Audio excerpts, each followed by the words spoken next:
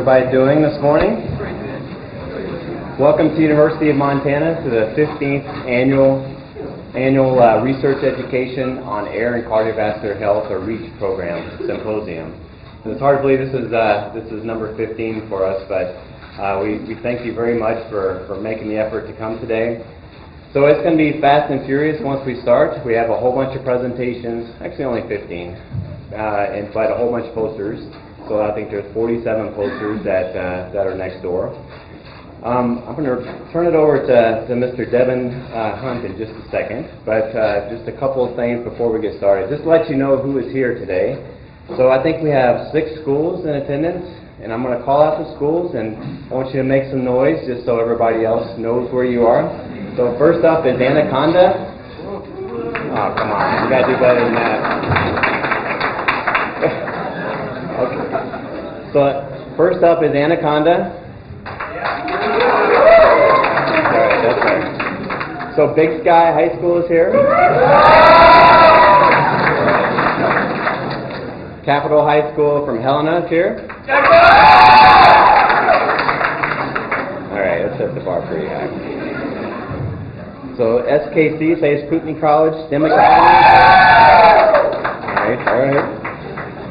And Valley Christian is here. And last but certainly not least, Corvallis High School is here.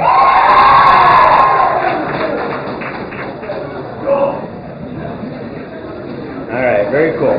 So, real fast before we get started, my name is Tony Ward. I'm a professor here at the University of Montana in the School of Public and Community Health Sciences. And a couple things before we get started. So Brett, can you stand up please? If anybody needs help with setting up a poster, that's your guy right there. That's Mr. Brett Taylor, formerly of Sentinel High School. Sentinel? No, sorry, Brett. But so Brett was actually at Big Sky High School and Corvallis High School back in the day. All right, never mind. So if you have information or needs any help with posters, that's your guy right there, Mr. Brett Taylor. He's our education coordinator. So today's event will be filmed. MCAT, Ron Scholl is in the back. So Ron, wave to us. So anytime that you have a frown, turn your frown upside down because you might be on camera. And plus we're going to have a photographer that's going to be taking pictures of you guys today. So be prepared for that. And we'll also have some informational materials. So if you're interested in coming to University of Montana, which I highly encourage you to come to University of Montana, there's going to be some information on our UMHM initiative. So what that is University of Montana Health and Medicine. So if you're interested in a healthcare career or learning more about what a doctor does or nurses or dentists or anything in the healthcare field, this is the place to come. And we're going to have information on some pamphlets that you could take with you. And if you are more interested, we'd be happy to arrange tours for you and talk with professors or actual researchers. So we'll have information on that. Plus we have an undergraduate degree in community health. So this is a new program that's started up or transitioned into our public health program. So community health is working with communities to improve the health of communities.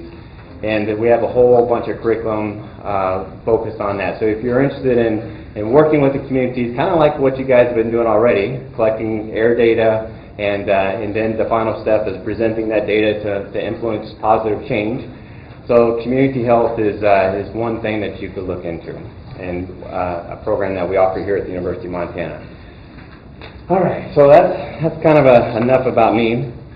So in introduction, so now I'd like to introduce Mr. Devin Hunt. So Devin is one of our student ambassadors here at the University of Montana, and he's a junior, and he's going to tell you a little more about himself. But he's here to give the formal welcome to the University of Montana.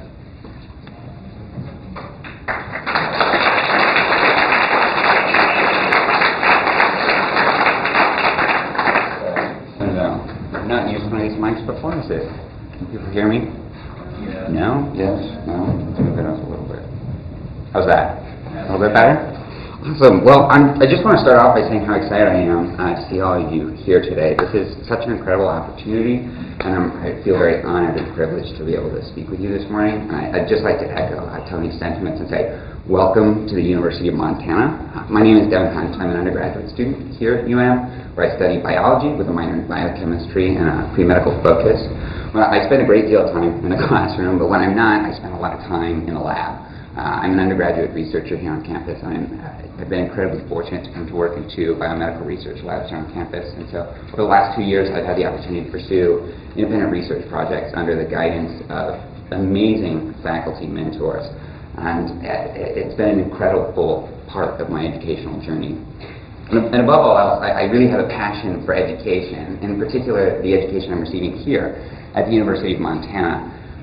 And this last year, I was appointed to serve as a student ambassador for the College of Humanities and Sciences. So this position allows me to share my experiences with current and prospective students and serve as a connection between amazing on-campus opportunities and incredible students such as yourselves. And so I'm going to use my time today to tell you a little bit of a story, sort of about my journey here at the University of Montana and the opportunities I have found here. Not so long ago, I was in shoes very similar to yours. I grew up in a small town in northeast Washington. I was raised by 2 parents who were born, raised, and went to school here in Montana. And as anyone who's from Montana knows, it is an incredible place. And so growing up, I was aware of that. I had a very deep connection to this place, this school in particular.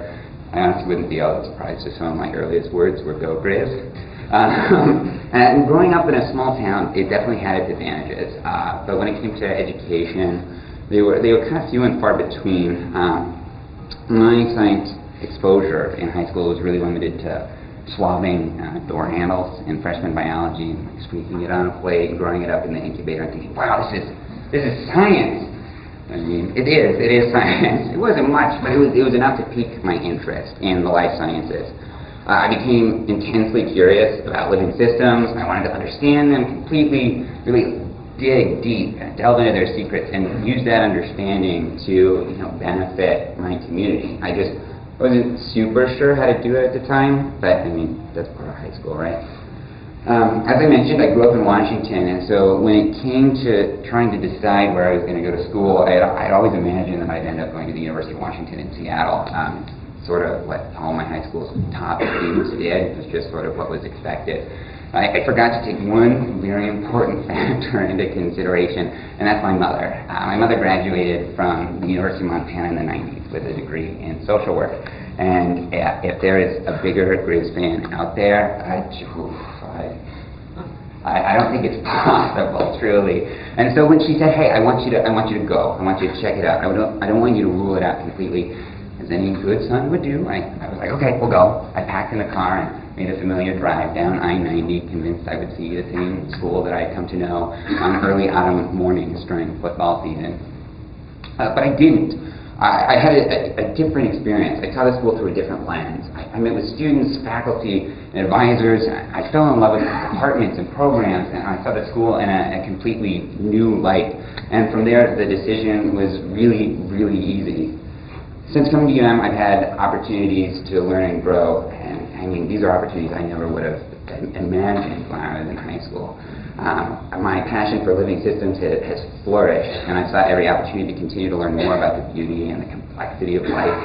I've also discovered new passions, those of research, service, scholarship, and that's sort of what I want to impart to you today. The University of Montana is an incredible place to study.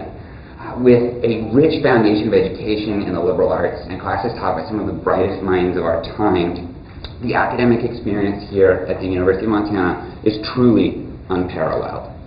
With programs of national distinction ranging from wildlife biology to organismal biology, ecology and evolution to creative writing, and a plethora of out-of-classroom opportunities, the University of Montana offers something for everyone. And I think that's part of what makes it so special. It's the people. We're all uniquely passionate and driven, and yet we're united by a common link. We all deeply want to be here. And this is true of faculty, professors, students. We could be anywhere, but we choose to be here.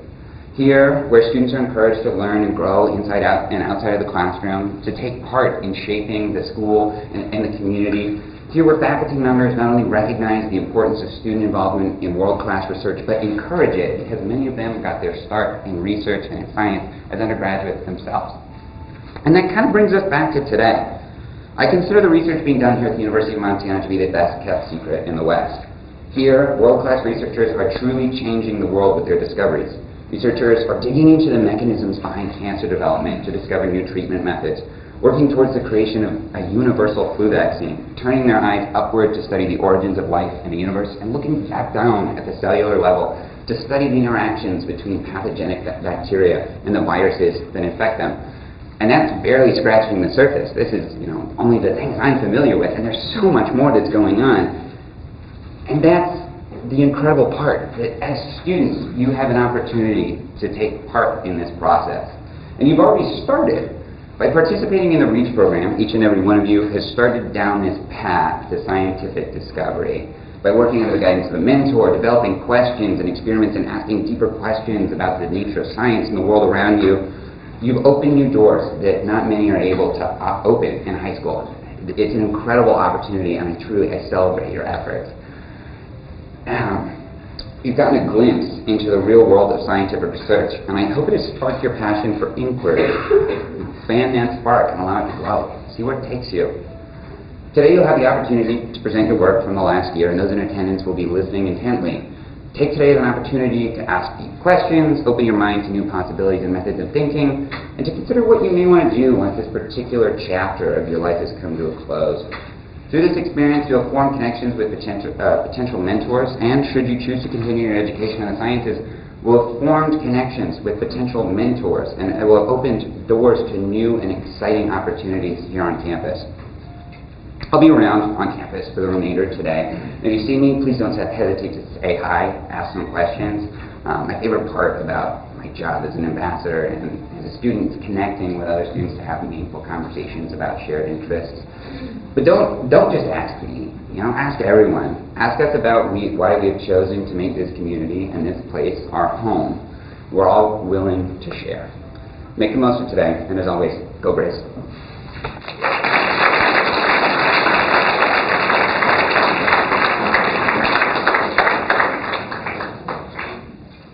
All right, so thank you very much, Devin. That was fantastic. So just a little bit about today, what's going to happen. So in the next hour or so, we're going to start with our presentations. We're going to have approximately 8 or so. Then we're going to take a break from 11 to 11:30 and show off the posters that are next door. And we're going to ask all the folks that brought posters to stand next to your posters, and our judges will be talking to you between 11 and 11:30. After that, we'll come back in here, finish up with the presentations, and then everybody's favorite part of the day, which is lunch. We have Jimmy John's for everybody today, and then we'll come back in and we'll finish up with some awards. So real fast, just a little bit about the posters. I mentioned we have about 47, close to 50 posters. They are set up next door. Judging begins at 9:45, so judging is actually happening right now. And like I mentioned, at 11 o'clock, we're going to ask you to go back outside. We will choose the top 3 posters, and then we actually have cold hard cash involved today. So $50 for third place, $75 for second place, and $100 for first place. So we have 15 presentations that we are going to get through.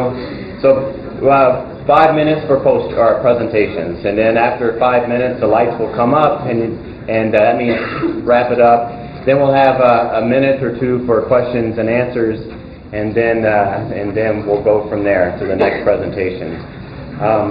We'll choose the top 3 presentations, first, second, third awards, $100, $125, and $150. And again, it's cold hard cash, so that's a really good thing. Now, if you need to be super nice to 5 people in the room today, it is these folks I'm going to introduce next. So first up, I'd like to introduce Mr. Ben Schmidt. So he's with the Missoula City County Health Department.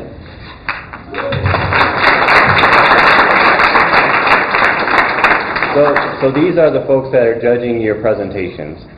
Next up is Mary French. So she's a staff scientist with the Center for Environmental Science. And Aaron Yost, KPAC's Chief Meteorologist.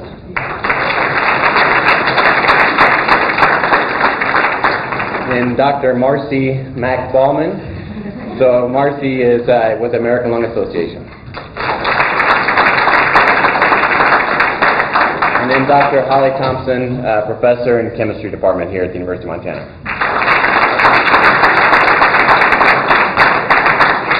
Okay, so it's time to start. So the way this is going to work is I'm going to pull up a presentation, and it's totally random, so I don't even know what the order is. It's just going from 1 to 15. So we're going to pull up number 1, and if you see your name, come down here as quickly as you can. And once you get down here, I'll give you some instructions. Thank you very much. Excellent. All right. Good morning, everyone. My name is Josh Ralph. This is Ryan Hessler, and this is Henry Phillip. And today we'll be presenting to you guys a carbon monoxide relations to dirt bike RPMs project. We had a hypothesis, which was the increase in RPMs would actually increase the amount of CO produced. And our experiment, we had a test of a 2017 Honda CRF 250L dirt bike, and then we had a Lascar Electronics carbon monoxide USB data logger, and then we had a stool which we used to actually hold the data logger up, and then we had a Sony DSLR camera to take pictures and everything, and we had an empty garage, so there was nothing else producing carbon monoxide, and we had a fan to completely get rid of carbon monoxide through in between each test, and then we had our computer obviously get the data.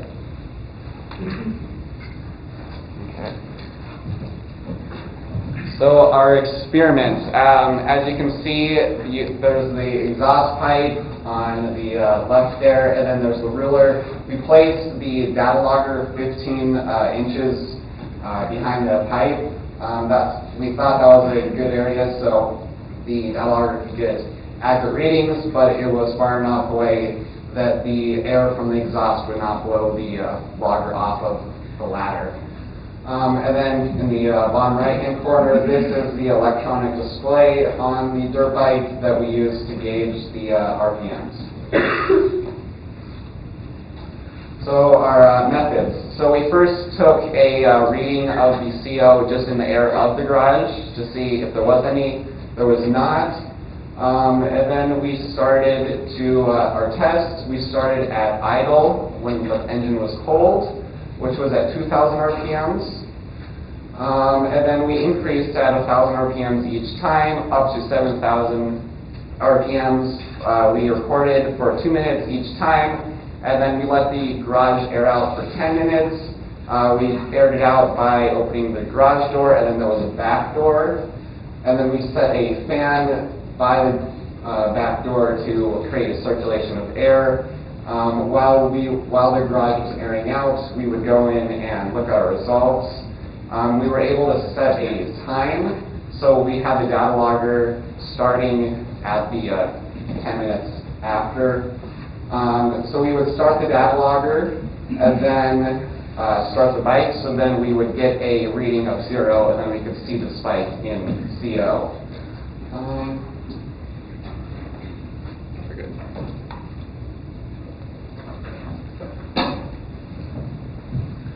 All right, so our results.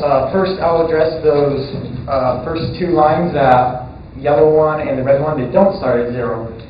We attribute that not starting at the baseline of 0 parts per million to starting the dirt bike moments before the data logger turned on. Because as Henry mentioned, we set a time for the data logger to start, so we probably started it a couple seconds too early, so there was already carbon monoxide in the air before the data logger started. And then you'll see for the results, up to about 4,000 or 5,000 RPMs, the carbon monoxide emissions spike way up and then come back down. But after that, the max value for the carbon monoxide emissions doesn't reach as high anymore, and that trend continues up to 7,000 RPM. And through all these tests, we never exceeded 50 parts per million. And then at the very end, We did a second idle test when the engine was hot to see if there was any difference, which there was. It was lower than the original idle when the engine was cool. So in the end, we discovered that our hypothesis was both correct and incorrect. Up to 5,000 RPMs, our hypothesis was correct that carbon monoxide emissions would go higher. But after that, the carbon monoxide emissions diminished, and we found that the optimal RPMs was 7,000 RPMs, where it was the lowest carbon monoxide. And at idle, as I mentioned, once the bike was warm, at idle the emissions were lower than when the bike was cold. And through all this, we discovered that this is accurate with other tests that have been done on motor vehicles that show that at idle, vehicles produce more emissions than at highway speeds, and they also produce more emissions while the engine is cold. Thank you.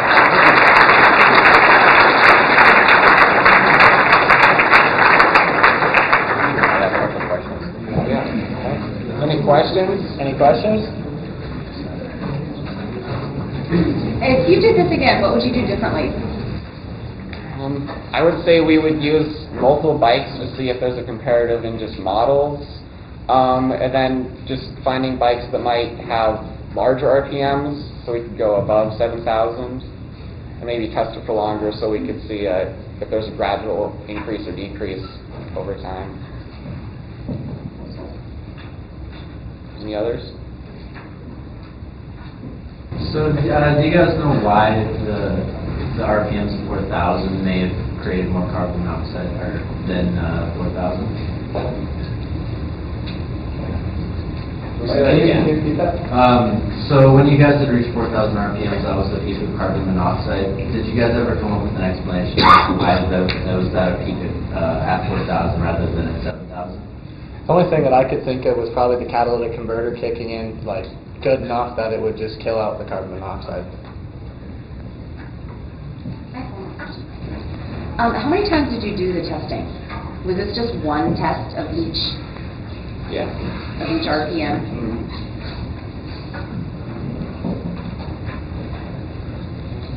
All right, thanks, guys. All right, thank you.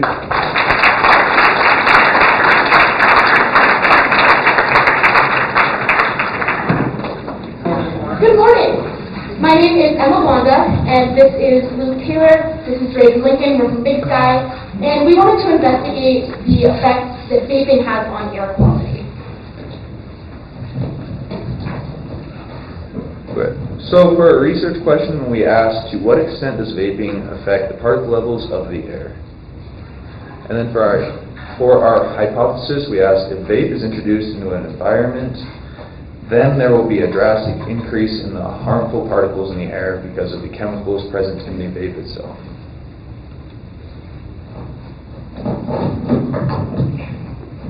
And then for some background information, one of the materials that we used was a boat siphon. This was to simulate human lungs, but the boat siphon couldn't hold as much as standard human lung can hold about 6 liters of air. Well, the boat pump we estimated was about 0.25 liters. And a human lung usually takes breaths about 12 to 20 beat or breaths per minute, while the boat pump we were doing a metronome of 140 beats per minute to simulate that. And more background information for vaping would be that it was first discovered back in like the 1963, but it became popular in the early 2000s, but a lot of research wasn't done on it until 2008 in Turkey to determine whether it was as healthy or if it was healthier than smoking, which they determined it wasn't. But we still see today that it has not fully been accepted by everyone to be healthier or not as healthy. And another more background information would be we used a bunker or a storage container and a tub, which was shown later on the materials page, the dimensions for which the bunker was 8 feet by 8 feet by 40 feet, and the tub was 1 foot by 6 by 18 inches by 6 inches. All right, so our methods. So the first thing that we did is we had to figure out how to vape without vaping, because this is a school function and we probably shouldn't just vape. So what we ended up doing was we taped a vape to the end of the boat siphon. If you don't know what that is, it's basically when you pump water through it, and so one end sucks air in and then the other end pumps it through.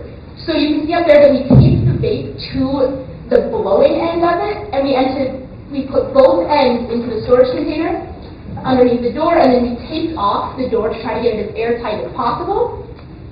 And there's a couple other materials that, in case you didn't list, we had the jewel with all the pods, we had the storage bunker, we had the Dialose particle tracker, we had the boat water siphon, the Tupperware, and then some duct tape, and we had a metronome app that we used to keep track. So then what we did is we stood outside, and for 15 minutes, we actually just stood out there pumping. It's a lot of work, and we just basically made sure that we were keeping a consistent beat, and stood out there and just kept working. And then the second test that we performed is in the Tupperware, and so we drilled 2 holes into the top of the storage, or on the Tupperware, and we duct taped it all in, tried to seal it as best as we could. We had a couple leaks, so we had to keep sealing it up, and we did another test for another 15 minutes, and continued to test.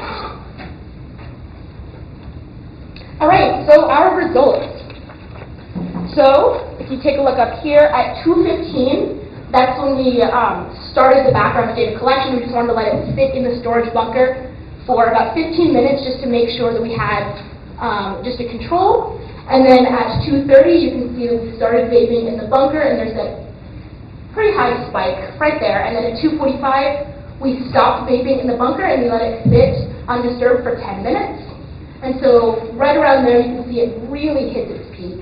And then at 2:55, we took the Dialose out of the bunker, and that's when you can just see it all dropping off. And then in the box test that we did in the Tupperware at 2:55, again, that's when it's outside, so you aren't going to really have any information there. And then at 3:05, we put the Dialose into the box and began vaping.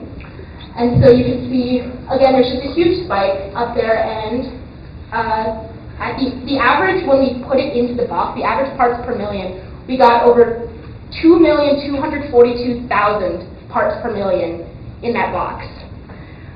That's what goes into lungs. And then, here we go.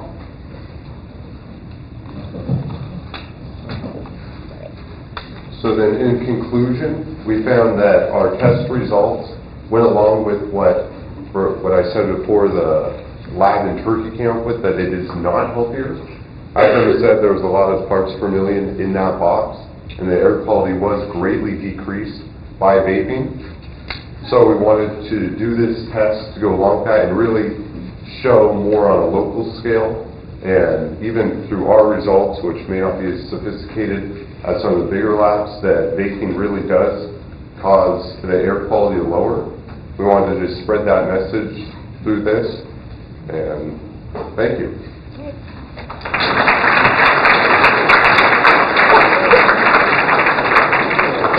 Are there any questions? Yes. If you could test this with cigarettes, do you think you'd find that it'd be more dangerous or less dangerous than vaping? Well, I think there's danger in a different way because both of them have nicotine in them. But with cigarettes, you also have the introduction of all the smoke and all of that, and it has all of the other chemicals in it. But I think that it would show about the same levels of danger, but just with different chemicals. Yes? How much of a jewel pod did you burn through in 15 minutes? By the end of it, I think we finished off 1 pod. Okay, so that's 1 pack of cigarettes. That's the equivalent of 1 pack of cigarettes. Yeah. So, some food for thought. Any more questions? Yes. Do you think after doing this experiment or this project, you guys are going to speak up or have an opinion strongly against vaping? I'd say absolutely. I already don't really like vaping. I started crying when I had to go buy the vape pods. I didn't know what to do. And so I think it just even solidifies my opinion more. I mean, I think I can speak for these guys as well when I say that it's stupid and it's just silly better opinions. All right, and with that, thank you.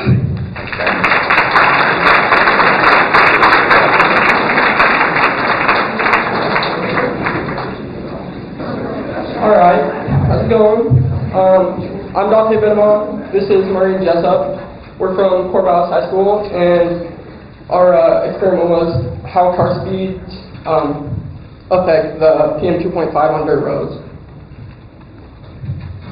All right, our question was, will different speeds of a car affect the amount of PM 2.5 within the area?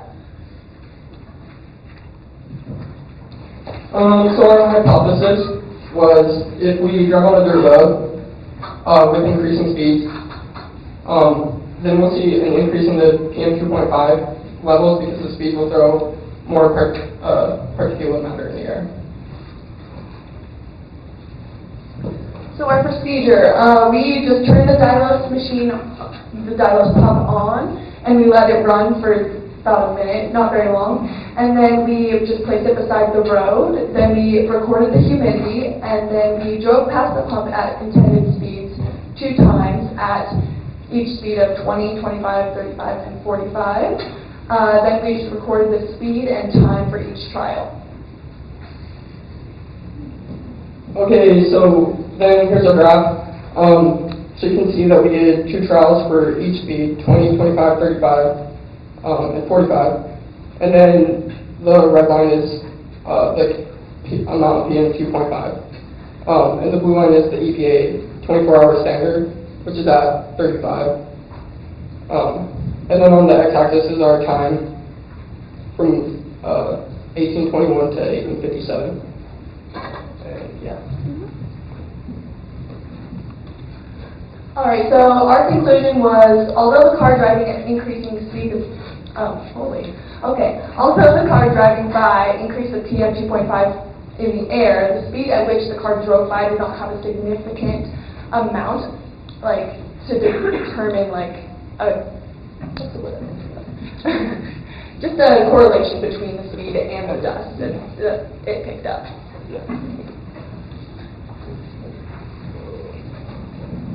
So just some improvements that we thought of that would help get a better experiment. We could use like a radar gun to get a more precise speed. We could have tried different locations around and see if there was any differences. Different times of year, like if that affects it, different car types, and more trials. Do you have questions? Yes. I'm assuming no, but were there any other cars, any other traffic around when you guys were? No, we actually had to do this experiment a couple different times because we did have an issue of we couldn't block off an entire road just for this experiment for the hour that we were doing this. So this is actually our 3rd time doing it, but through this entire trial we knew that there was no other cars that came through our road that we were using. Any others? Yes. Do you have any way to measure or notice wind speed at the time? We did not. We did not have a chance to record that. Yes. How long did you wait between trials? Can you repeat that again? How long did you wait for the air to clear between each trial? Okay, so the question was how long did we wait between each trial for the air to clear? So we were kind of driving in a big loop. So as we drove past, it would take probably like 4 or 5 minutes to get back around. And so we kind of figured everything would kind of settle, and then we'd be able to do a test again. So through the graph, it almost looks like at 35 miles an hour, it's about the same as 45. Why do you think that is? Yeah, so we just kind of think it just depends on how much is still in the air at the time that you drive past. Because like you can see that at 35, it's way up, and then the second trial it's down, but then the 45 is kind of the same thing. So we just kind of think maybe some is just sitting, and that kind of affects it. Any more? Can you go to your improvement slide, please? Oh, maybe not today.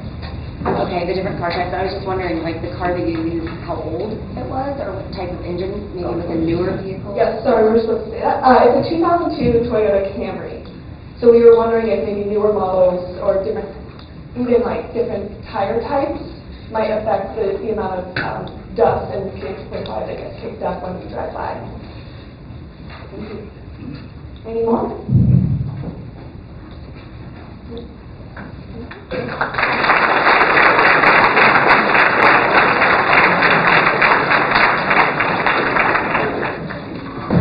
Okay. So we did airport air quality. My name is Maya Johnson. I'm Sydney Swords. I'm Jesse Bowes. And I'm Jasmine King. We are all students from Corvallis High School, and our teacher is Mr. Hamill.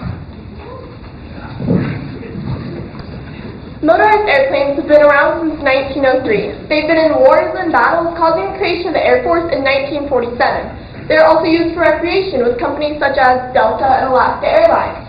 There are over 15 million flights every year in the U.S. alone. When assigned this project, my group and I came up with a question that we wanted answered. This question was, do airplanes cause significant change in the levels of PM2.5 particles when taking off or landing, and why? After deeply considering this question, we came up with a hypothesis. And our hypothesis is, if an airplane descends or ascends, then the air quality will get substantially worse due to the exhaust that the airplane releases into the air. So when we first got this project, we first contacted the Missoula International Airport to see if they would allow us to set up 2 Hamilton particulate matter reading pumps. When they agreed, we set up a date and time to gather data. On the 13th and 18th of April, we got 2 Hamilton particulate matter reading pumps from Mr. Hamill's classroom and went down to the airport. At the airport, we were met with a public safety officer who took us to runway 12 and 30, where we set up the pumps on the PAPIs, or the Precision Approach Path Indicators on the runway. We then waited 6 hours for the pumps to run out of battery. We then went back and collected the pumps, graphed the results, and charted our data. This is the first graph from April 13th. All the planes pointing upwards represent planes taking off or ascending at that time, and the planes pointing down represent planes landing or descending at that time. As you can see, there's almost always a small increase of PM2.5 particles when a plane is taking off or landing. Sadly, we were not able to get every flight that was taking off or landing that day because the website we used to get the flight times only recorded airplanes with an electronic navigation system. Okay, so the airplanes in the second graph of April 18th mean the same thing as the first one. However, you only see one pump was working. That is because, unfortunately, one of the pumps died when we took it to the airport, so we were unable to collect data for that one. But since we had those, it was okay. The spike in the beginning is due to traffic because people are trying to get to work on time or late. All right. So, after looking at the data we collected, we can conclude that our hypothesis cannot be proven. The problem with our hypothesis is that we predicted it was due to the exhaust that the airplane releases would be the reason why there were spikes in the PM 2.5 levels. We cannot prove this because we don't know the chemical makeup that the pump was collecting. It could be other things, such as the smoke coming off of the tires. Though our hypothesis was correct in the fact that we did prove that it did substantially increase when airplanes ascended and descended. So there are improvements with every experiment. The improvements involved in our experiment are obviously we could have taken more data samples because the more data the better. We also could have tested more airports, such as the Burt Mooney Airport in Butte and the Ravalli County Airport in Hamilton. We also could have put the pumps closer to the midfield, and this is where the airplane is in launch mode because airplanes need to accelerate to take off rather than helicopters that just take off straight up. So you would have higher movement and more particles moving in the air. These are the sources that we use to get all the background information present in our slideshow. Are there any questions? Yes. Did you guys notice any differences within the different runways that you guys tested? So the only differences we noticed is that when an airplane was taking off one runway, then there's a spike on that runway and not on the other one. But besides that, there was not a huge difference.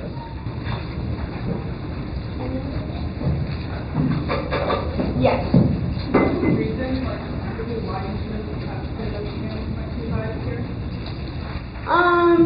That's a good question, because PM 2.5, airplanes are one of the most polluted places everywhere, airports. So then we decided to try this out for ourselves and see what was actually happening. Any other questions? Did you guys look at the overall air quality in Missoula on the days that you tested and how that might impact your results? We did not look at that, the quality at that day. Any others? In your guys' experiment, was there a way to record the types of airplanes that were taking off? So we looked at the flight times in each airplane. So they were from the same company, but they were different planes, and so we recorded that also. Yes.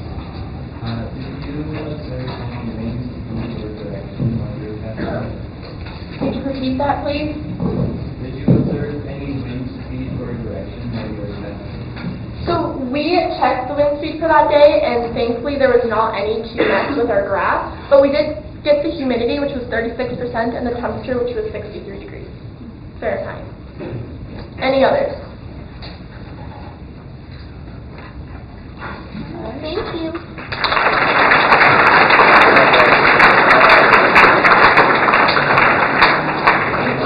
Alrighty, Ruth. So,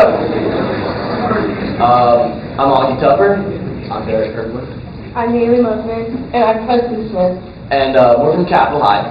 And we tested the difference in levels of particulate matter compared to various indoor sports. So, our questions were, does the level of particulate matter in the air vary depending on which sports you play? And also, which sport of the ones tested, gymnastics, basketball, and soccer, has the highest concentration of particulate matter in the air? And so, the background, I'm pretty sure we're all pretty well versed on the types of particulate matter. But so in sports, some of the biggest things are water in the air from perspiration and salt, as well as water from breathing, and then the dirt and dust particles from the floor, and then one interesting thing that was one of the reasons why we did this is because of the chalk used in gymnastics. So, our hypothesis was that gymnastics would have the higher levels of particulate matter because of how much chalk they use when they do their bar routines and all the other routines. And basketball would have the lowest because compared to soccer, the ball is not always contacted with the ground, and it's a lot slower paced than soccer, which is constantly moving. So our method, we gain access to the facilities through our practices, and really we just set up the dialos at the beginning of practice and let it run for the entire practice, and once it was over, stopped it, and then recorded it into a computer. And then we did test indoors all during the winter to try and keep it as consistent as possible.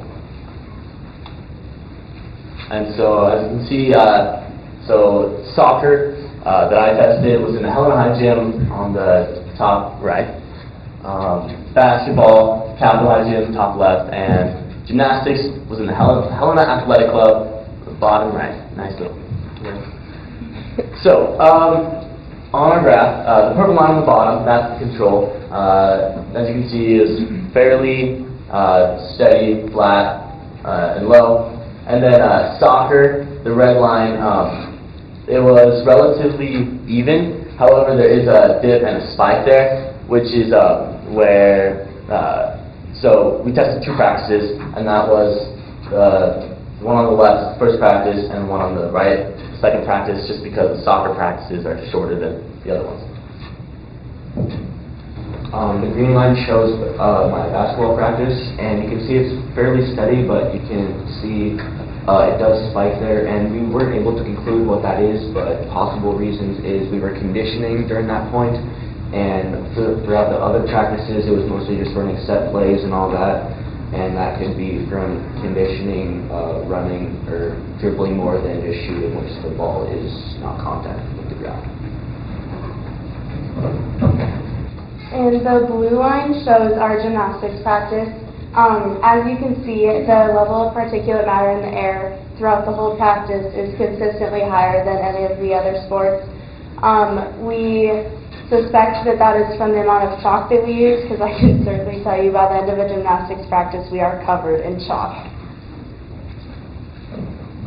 Okay, so there are about 6 spikes, and we definitely think that these were from when we were on bars, because when we're on bars we're constantly like in the chalk bucket and using just a whole bunch of chalk, and on the other events we definitely don't like use as much chalk. So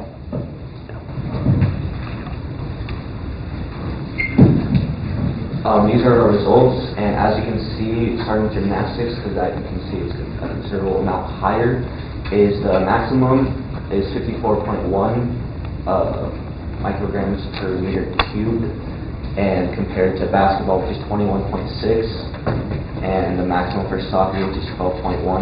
And keep in mind the daily recommendation for particulate matter is 35 micrograms per meter cubed, so you can see even that average is pretty close to that daily recommended value. And then the minimum for our control was 0.3, compared to soccer, which is 0.8, and basketball, which is 15, or gymnastics, sorry, 15.7, and basketball is 6.6. And you can see that the average for basketball and soccer are pretty close together, so the averages are pretty close.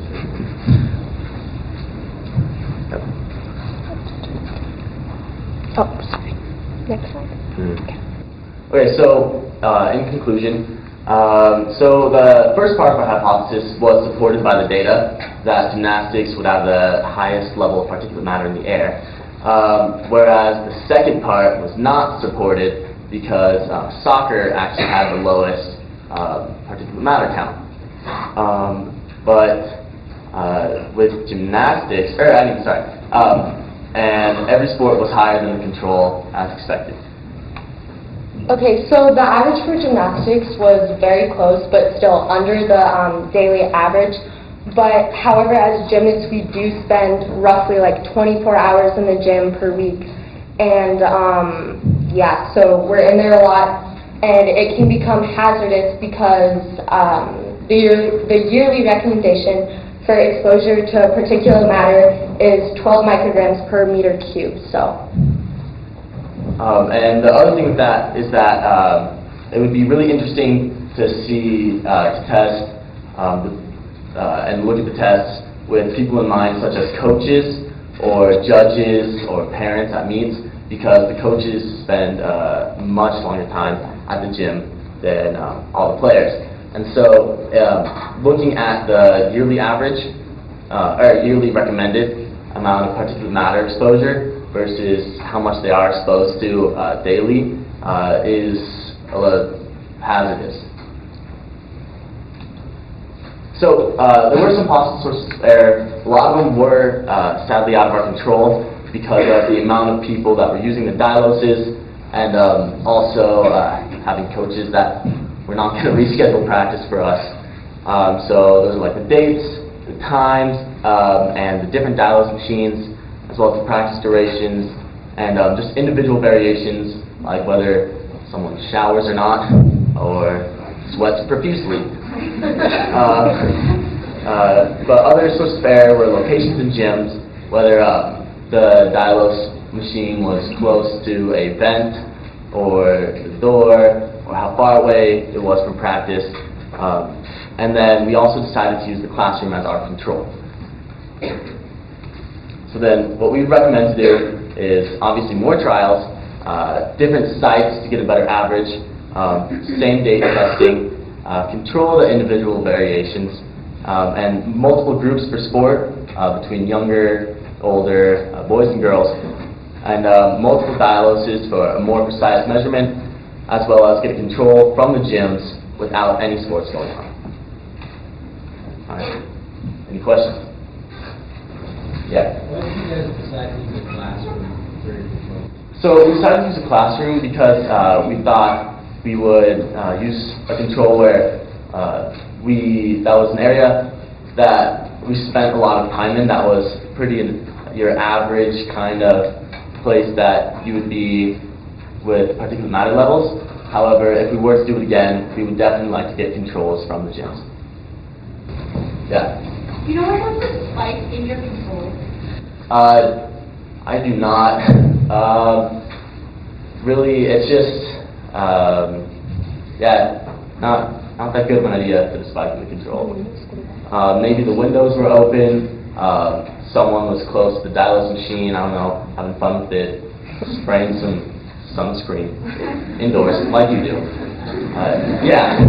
Where on the court or in the health club was the actual dialysis machine placed? So for soccer, I had mine, I think it was elevated a little bit higher than the court, but it was fairly near as I could with, it was the closest outlet I could find. For gymnastics, it was like in the middle of the gym, so how the gym is set up is like, so it's like floor and then bars, so there's 4 vents, so floors, bars, beam, and vault, and we set it up in the middle, so we thought that if we do that, then it would be like more accurate, because if it was right next to the bars, then, yeah. Alright, good job, guys. Thank you.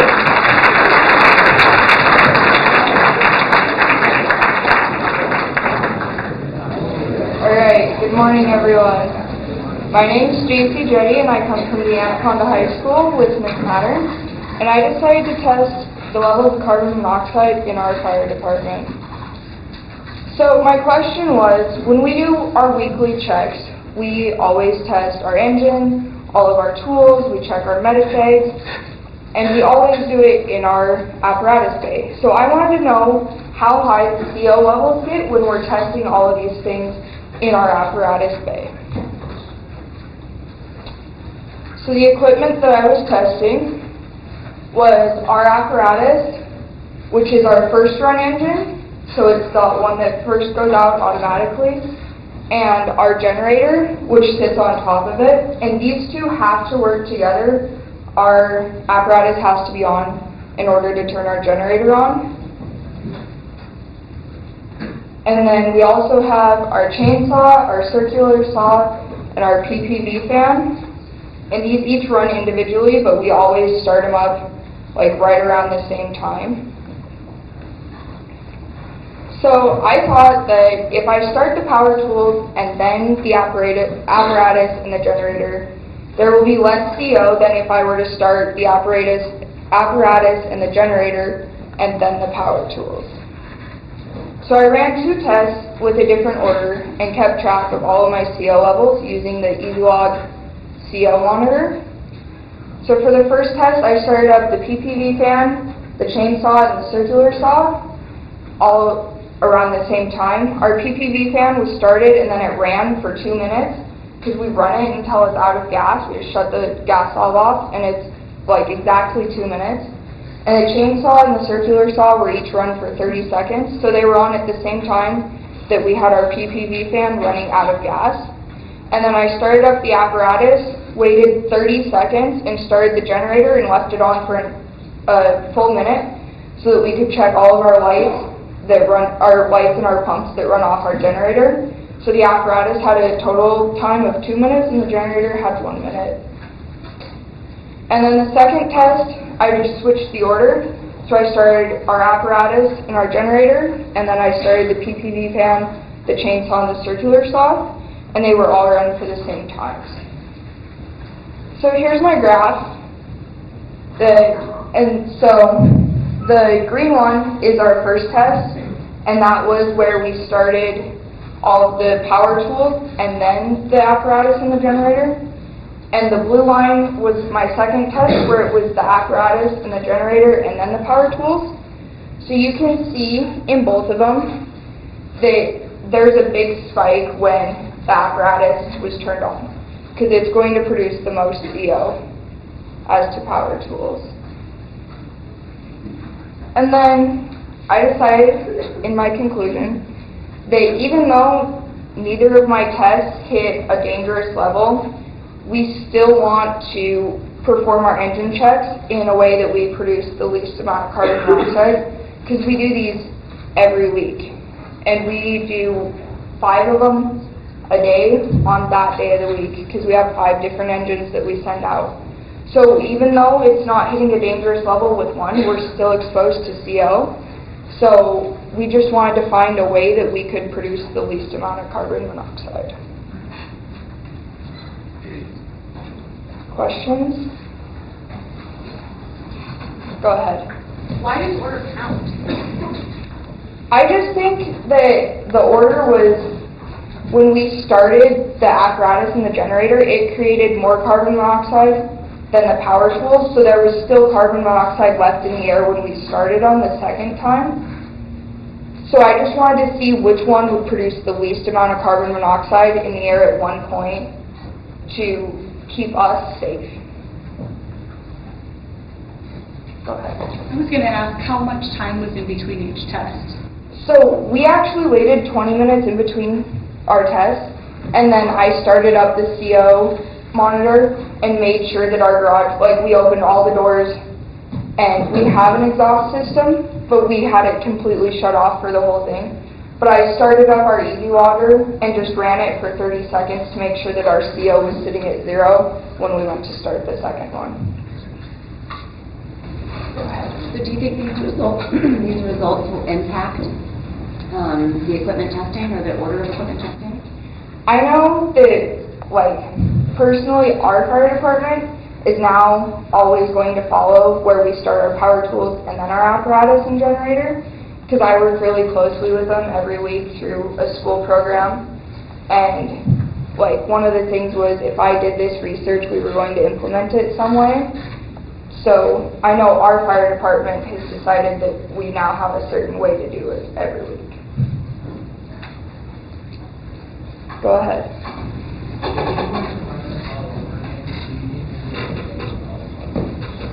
I would like to run it over a few times, like redo it, so that I could get some more data. But I think it would be similar in that the second test would have more carbon monoxide because there would be more CO in the air from the apparatus when we start the power tools. Why didn't you leave everything running for the same amount of time? Everything was left running. In both tests, the PPV fan was on for 2 minutes. The saws were each 30 seconds. And the apparatus and the generator, the apparatus was 2 minutes and the generator was 1 minute in both tests. But when we test our saws, like, all we have to really ensure is that they're working properly compared to the apparatus. We have to turn it on and check every single light on the engine and every single function that it does. So, like, it would be kind of silly to, like, leave a saw running for 2 minutes when we just have to make sure that it runs, as to trying to test every single light on the fire truck in 30 seconds. Good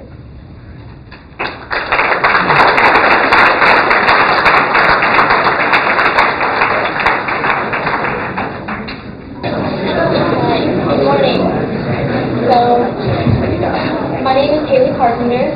I go to Capitol High School, and I did my experiment on particulate matter's effect on the health of soccer players.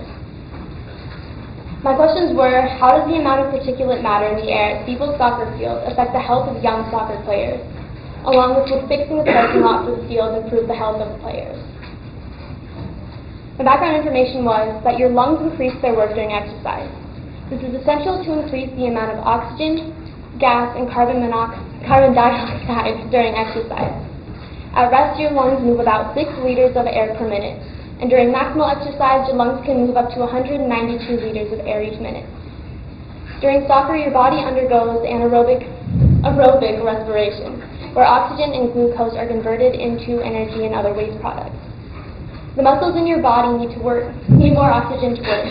Therefore, you will breathe more heavily the harder the exercise in soccer is. However, short bursts of needed energy result in anaerobic respiration, where your muscles will produce lactic acid as a result of lack of oxygen. In 2012, the Environmental Protection Agency set the annual standard of PM 2.5 to 12 micrograms per meters cubed, making the daily exposure level 35 micrograms. The groups that are more vulnerable to these health problems are individuals with pre-existing heart or lung conditions, children, athletes, and the elderly people. So as you can see in this picture, the parking lot is very gravel-like, not very well paved, and under-maintained. So my hypothesis was that due to the parking lot at Siebel Field being under-maintained, there are higher levels of particulate matter in the air. If the parking lot remains in the condition it is currently in, then whenever the many parents drive through the lot during and before practice, all of the young children are being put at a higher risk of having respiratory problems because of the increase in particulate matter. My method was, I set up the dialos on the east side of the field, and then I allowed it to run for 25 minutes to collect data. And then I repeated the same steps multiple times in different weather conditions and different times. So I ran the dialos for 4 different days, and on April 16th, the ground was extremely wet, which allowed me to get a reading where the particulate matter levels were naturally lowered. On April 24th, there was a decent amount of wind that was blowing around some dust. And then on April 25th, a car drove right in front of the dialos, causing the numbers to spike drastically. And then on the 30th, there was quite a bit of wind up the field and many cars driving around. As you can see, the average altogether was in between 2.6 and 17 micrograms. And then in my graph, you can see up at the very top on the 25th, that was when a car drove right by. It immediately made the numbers spike. And then down at the bottom, you can see the other days where no car drove directly in front of it next to the field. The numbers are quite low. So the data supports my hypothesis that with a vehicle driving by, the particulate matter levels will rise. While the rise in particulate matter never gets to a dangerous level, it still does increase drastically. However, it does not support that the levels begin to affect the player's health. With the particulate matter only rising to about 17 micrograms per meters cubed, there are no health risks for anyone. So some of my sources of error were that I should have done more tests in order to get more results to make my conclusion more conclusive. I also should have set up more dialysis on different parts of the field at the same time in order to get data on how what is happening on one side of the field affects the other side. And also I should have had more data in which a car drove right by the field at the time for more accurate results involving that aspect of the experiment. And those are my sources. Are there any questions? So it looks like you had measured for like 25-ish minutes. Was that during like a drop-off and pickup time by the parents, or was that during practice? Yes, it was actually at the very beginning of practice, while there were still some parents arriving, dropping off their kids late, and leaving to run around town. So, any other? Yes. What was the basis for having no control for the 6 steps? Honestly, I forgot. Yes. Are there any others? All right, thank you.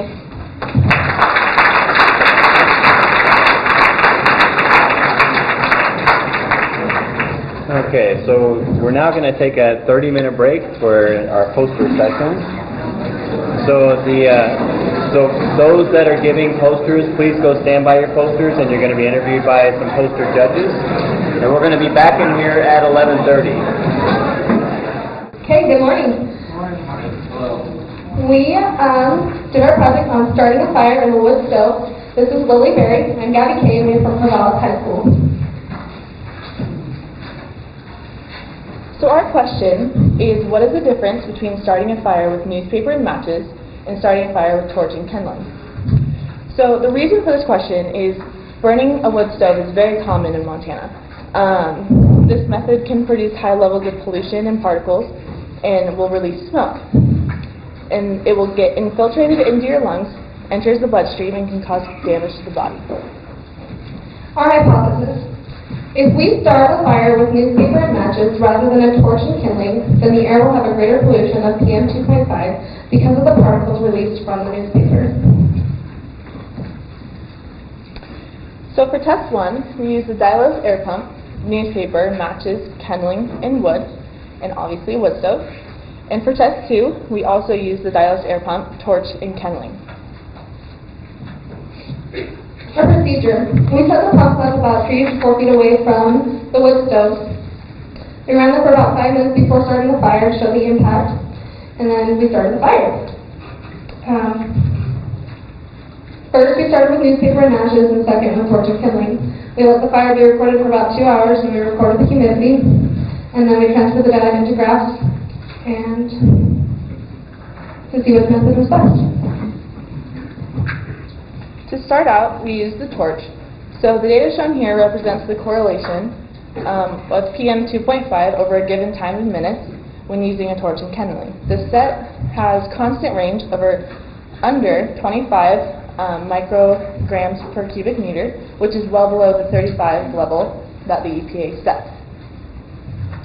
This graph is newspaper and matches, and it is in relation to the PM 2.5 over the same thing of time in minutes with newspaper and matches.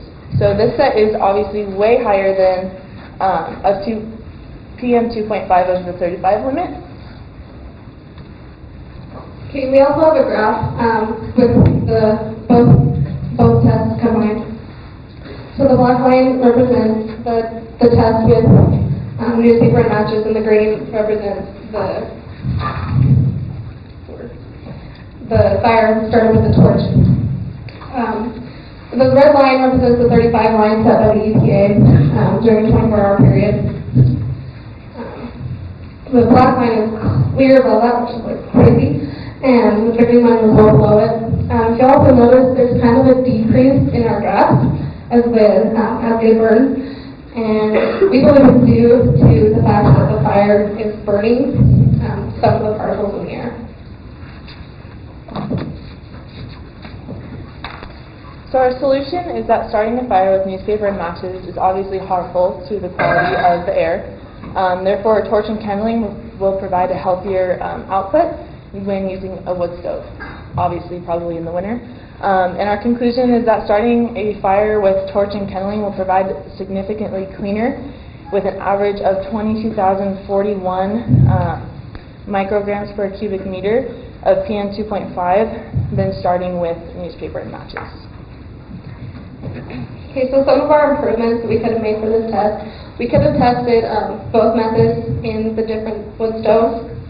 Also, so one house had animals in it and the other was hypoallergenic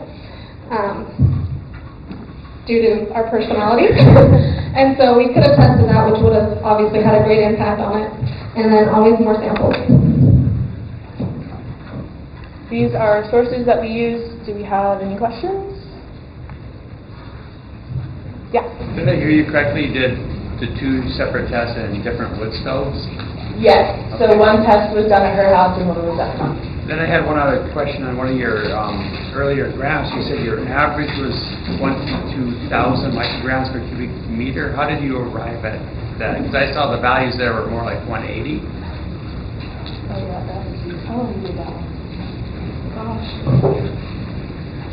It's 2,000. Yeah.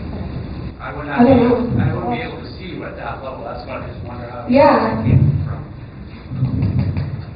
I betcha I wrote the different numbers, the wrong numbers, when I was calculating the graphs and writing down our script. So. Any other questions? Yes. Did you control for the amount of newspaper in one compared to the amount of kindling in the other? Is it like weighed the same, or was there any way to control how much of each you used? No, we just went for it. The average amount you would use to start a fire to get it going, just a little bit. And I feel like part of that also depends on like the size of our wood stove. So we both have been to each other's houses, and they're very similar in size. So like whatever can fit in there is about what we used. Yeah. Did you have control for either of the capacitors? We did let it run for a little bit before we started the fire, but we didn't have like just a like baseline. It was just like the difference of it. Yeah. Did you guys keep the doors open on the wood stoves, or did you shut them in? They're left open a crack just while they're getting going, and then they were eventually shut. If you see the decrease in the spikes, could have been from opening up the vents in the fireplace or closing the door. Any other? Thank you.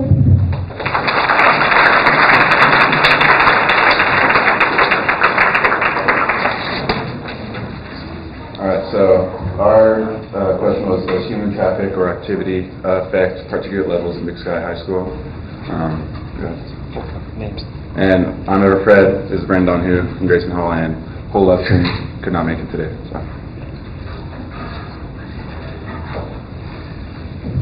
So the background, a particulate is like a matter in any particle form, so that means it's really, really small. A small particulate is 0.5 to 2.5 micrometers in diameter. A large particulate is anything greater than 10 micrometers in diameter. And for like size comparison, a strand of like hair, you can fit 10 large particles across it. And so there's actually a lot of dangers with these two. So large particles can cause eye irritation or throat irritation. Small particles can have really negative effects on cardiovascular health, the respiratory health effects. Sorry, and because this is due to the way the particulate can work itself into the lungs and tissues of the body. All right, so for our hypothesis, it was human traffic will raise air particulate levels because particulates can be carried by clothing or rest on the ground. The movement of humans through space can raise the particulate levels as the particles on the clothing are sloughed off into the air, or on the ground is agitated and moved around. And so for our method, first thing to do was we had to plug in our Dialos air quality monitor in main hall, the biggest hall of Big Sky. We had to clear the history before each trial. We set the date and the time. After that, we set our data collection mode to continuous, so we collected data every minute. We left the monitor to collect for about 30 hours throughout the whole day. After that time period, we stopped the data collection and transferred the data from the monitor to the computer. After that, we processed it into some graphs. Okay, so this is our graph over the course of 2 school days. The first big series of spikes is the first day, and then the dip is overnight, and this is the second day. And that spike in the middle of the night we assume to be the janitors. So this is the first day, just in a bigger graph. The first spike is when we started it, which is the first passing period, about 9 o'clock. And then the second spike would be the beginning of lunch for our early out schedule, which is about 10:30. And then the second series of spikes was the end of lunch at around 11:20. The next spike was at our next passing period at about 12:35. The next series of spikes were after school around 2. And this is the next day, which is regular schedule. So we see the spikes go at 7:50, beginning of school, 9:20ish to 9:30, which is first passing period. Lunch, the beginning and the end of lunch, and then we have the next passing period and the end of school. So the conclusion was human traffic has a correlation to a rise in air particulate levels, and the data of the spikes in particulate levels that occur during the passing period time frame of Big Sky High School schedule. So what this means is when a person in these areas of mass amounts of human traffic, they're breathing large and small particles, and continuous exposure to these particulates can have a negative effects on the person's cardiovascular and respiratory health. Some solutions could be better ventilation, air filters, and proper sanitation of the area so that can reduce the amount of particulates in the air, making it safer in these environments. So, like, why make it safe? Well, why this is really important is if you're in like these high traffic areas a lot, you're constantly being exposed to these, and that can just be awful for your health. And yeah, so you can do those certain things to help, and yeah, these are our sources. Any questions?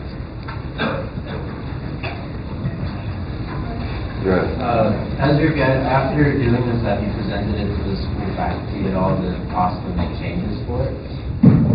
No, we have not. That's actually a really, really good idea. Thank you for that.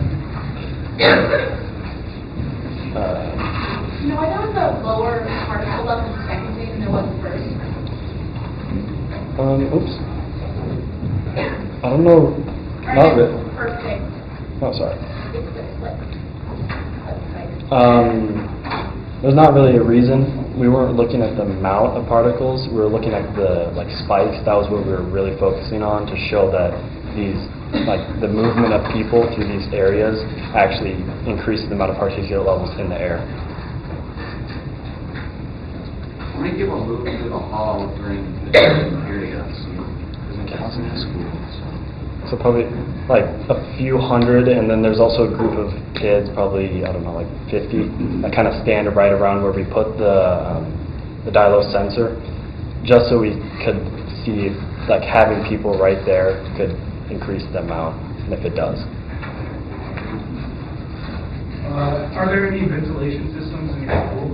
Yeah, there is, but clearly not clearly, but it could probably be improved. Do you think that the results are varied because one day was a blue day schedule and one was a cold day? Maybe.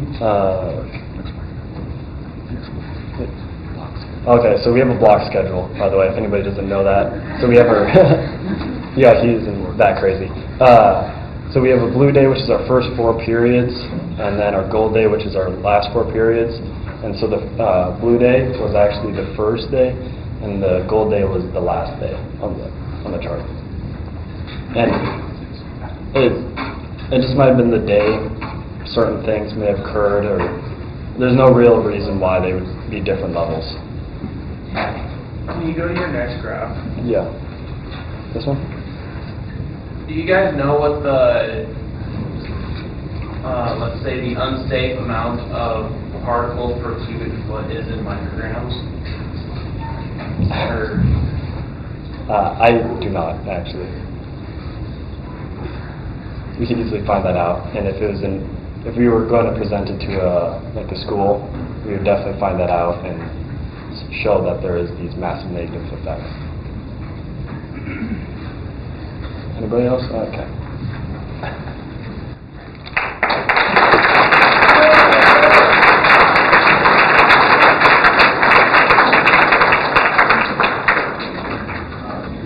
Alright, so I am Isabella Nichols from Big Sky High School, and this is my partner, Ira Makala, and we were testing the radon levels in relation to distance from mountains. Okay, so the question we were testing was how do radon levels actually change in relation to proximity from mountains or other large quantities of rock? So about radon, it is an undetectable gas that's formed naturally in rock. Uranium breaks down to form radon and later turns on to radon gas. When radon decays, radioactive particles are released into the air, which causes lung cancer. Radon in small amounts is found naturally in the environment, but it becomes a health risk when it gets trapped in indoor spaces, and it's usually seeped through cracks in walls and other areas of a home. According to the American Lung Association, exposure to radon is the second leading cause of lung cancer in the United States after smoking. Because of Missoula's geography, the average radon level is 7.2 pci, which is over 5 times the national average of 1.3. So our hypothesis was, if radon levels are measured at various distances from mountains, then radon levels will be higher closer to the mountains because rock contains more uranium, which will be broken down into radon. Okay, so for our method, we basically just picked two locations that were varying distances from mountains. So our first location was in the South Hills in Missoula, which is like kind of hilly, but it's not close to any like major mountains. And then our second location was actually in Bonner on a mountain. So we picked those two locations and we just tested radon levels at those locations for 2 days, and we recorded data in even time periods. I believe it was every 6 hours.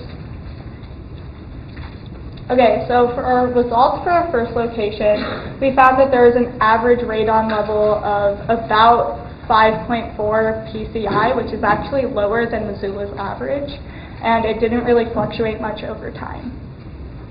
And then for location 2, which was the location in Bonner, we found that the average radon level was around 10 PCI, which is much higher than Missoula's average, and is qualified as unhealthy. So in comparison, we were just seeing that like the results close to the mountains were much higher than the results in town, and they were at very different levels, and they didn't really change a lot over time, so there wasn't really any spikes or anything, but we did see that difference between the two locations. So throughout this experiment, our hypothesis was confirmed. Location 2 was closer to mountains than location 1, and it contained on average 2 times the amount of radon in location 1 and 10 times more than the national average. The city of Missoula is located in a valley and it's surrounded by mountains, and the results of our experiment have further confirmed the claim that radon levels may have a contribution to lung cancer. The state of Montana has a 7% higher lung cancer rate than the national average, and through both research into radon and the results of the experiment, it can be inferred that the high levels of radon in Missoula and Montana have contributed to the rate of lung cancer. And these are our references.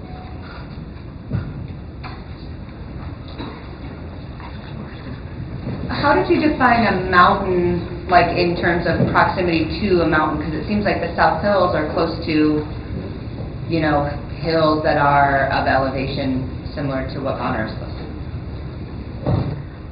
So I can't remember what the exact number is, but there isn't like an official elevation distance, difference between a hill and a mountain, and so we just kind of took that into account, and also like where each of the group members lived, so that we could like consistently test for radon, and those are just kind of the locations we came up with. So based on the first result compared to the second one, was this on your second results, the area that you guys had recorded, was it more rocky in that area, less grass and more rock? Yeah, it was more rock, and it was definitely, it was our third group member, Ethan's house, and he lives like way up in the mountains, and so we kind of just took that into consideration. What do you think the kind of data would have been like if you had a location surveyed, let's say like in central Missoula or something closer to a river? I think it would have been a little bit lower than our first location in the South Hills, but not by much, considering that all of Missoula is surrounded by rock. What kind of equipment did you use? I can't remember the exact model, but we just used the school radon detectors.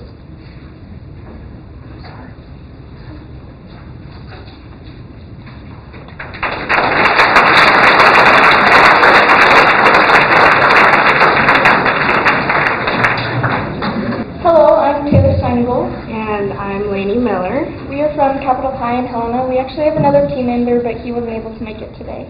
And we decided to test particulate matter at Helena pools, specifically the YMCA and Capital City Health Club. So some background information as we were kind of brainstorming. Carlin is a member of a local swim team in Helena, and that kind of inspired the idea of testing this. And then we did some research and found out that a lot of swimmers do have asthma, which particulate matter can cause. And that's when we decided we would test particulate matter in pools. Our hypothesis is if we collect PM2.5 in the YMCA and the Capital City Health Club pools, then we will find more in the Y than in Capital City. Our independent variable were the pools at each location, and our dependent variable was the amount of PM2.5 we collected, and our control groups were the lobbies in each building. For our procedure, we placed diloses in each room where the pool was, and then in each lobby. We had 3 trials. For our third trial, we did revise it a bit to make it more consistent. So here's some pictures. The top 4 are the Capital City pools, and they have 2 different rooms for 2 pools. And the bottom 2 pictures are of the YMCA pools. So here we have our first control graph. It's pretty small, nothing too special. It probably goes about as high as 3 micrograms per meter cubed. And then for our second one, it's just some extra data we collected on a separate day. It just is showing consistency with the first control graph. This is our first set of pool data that we collected. The darker one is the YMCA pool. It went a lot higher, spiked a lot higher. And the light blue one is the Capital City. It was a lot more consistent. And so the YMCA went as high as 23, 24, and the Capital City went as high as 7 or 8. For our second set of pool data, they were both roughly consistent with an average of around 4 or 5. They didn't vary too much from each other. Then for our third set of pool data, this is the one we revised a bit to make it more consistent. You can see the YMCA spikes really high at some points, and the Capital City does stay roughly consistent, with YMCA going as high as 24, and Capital City went as high as 11, 12, which is about the highest it went. The YMCA pool consistently had a higher level of PM 2.5 than the Capital City Health Club did. And as we were processing the information, we kind of realized it's probably due to the different activities that were going on and the different amount of people doing those activities. And in conclusion, our data did support our hypothesis. The Capital City Health Club had an average of about 7 micrograms per meter cubed, and that was 5 higher than our control group, which, and the daily is 35 micrograms per meter cubed, and the annually is 12. So a swimmer at Capital City Health Club is not exposed to high levels of PM 2.5. They stay at a safe level. And then the YMCA was obviously not consistent with it, and went as high as over 20 micrograms per meter cubed and as low as 4. And it is an old building, and the ventilation systems may not be up to date as well.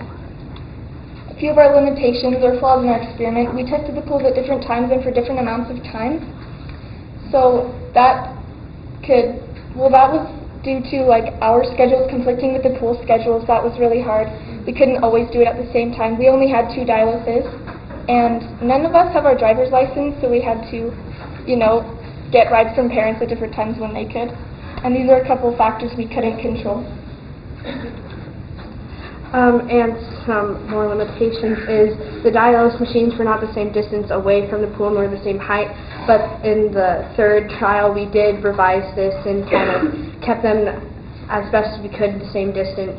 And the pools are in different parts of town, but the control group shows that it didn't make too much of a difference.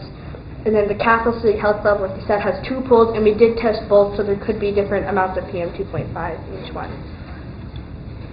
Here are our references, and we'd like to say thank you to the pools for letting us test. And thank you for listening. Any questions? Yes. So I noticed that the Capital City pool consistently dropped to 0 at one point while the YMCA kept receiving data. Was there a reason that happened? It's due to the different amounts of times we tested.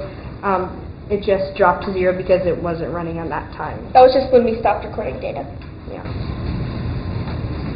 Are you saying that the PM 2.5 was error in the pool was caused of asthma in summer? Not necessarily, no. Doing more research, we could find out better ways to say that, I guess. That is just kind of what gave us the idea to test PM 2.5, because that could be a cause of asthma disorders. What kind of particles do you think contributed to the PM 2.5? I'm not really sure. It depends on the different chemicals put in the pools. Yeah, we could do more research to figure that out. Also chemicals coming from the people, from their bodies, because they're getting in the pools, then it gets in the water, which then creates particulate matter particles. Mm-hmm. Okay, thank you.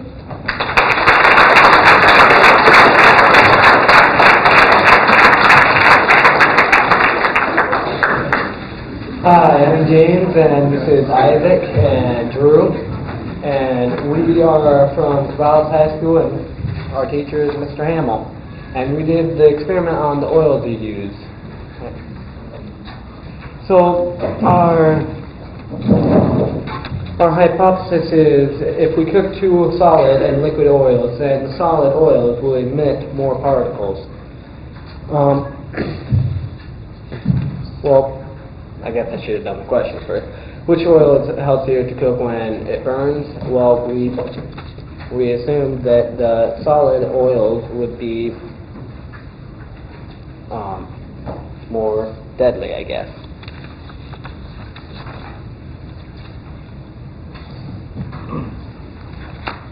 So we chose 4 oils. First one we tested was the coconut oil. We checked the burn temperatures of each. This one burned at a temperature of 177 degrees Celsius, 360 Fahrenheit. We learned that oils don't emit particles unless they burn. Oils are really good at that. So unless you burn them, generally oils are good no matter what. We used coconut oil and Food Babe. We were looking for different websites, and we found this website, and it was actually really good. And then we found the title of it afterwards. We were like, oh, we're not going to look for another one. So yeah, and there's a quote from it. So we did do some research. The second one we did was Crisco shortening. My family uses a little bit of that in our cooking a lot. The burn temperature of this one is 182 degrees, 360 degrees Fahrenheit. And this one we found a quote from the guy who made Crisco. Crisco products may include some ingredients from biotechnology or GMO, which is not something you want in your foods. And so the fact that the guy who made Crisco, says that himself, says that this is probably not one of the oils right off the bat that you should use. The next one we used was vegetable oil. And this one had a burn temperature of 200 degrees Celsius. And again, Food Babe also mentioned this oil in there, and it said, beware that there is olive fraud going on, and some brands are mixed with unlabeled GMO oils. This is also from a Crisco brand, and so again, you might want to steer clear of those. And then we used extra virgin olive oil, which is another common oil.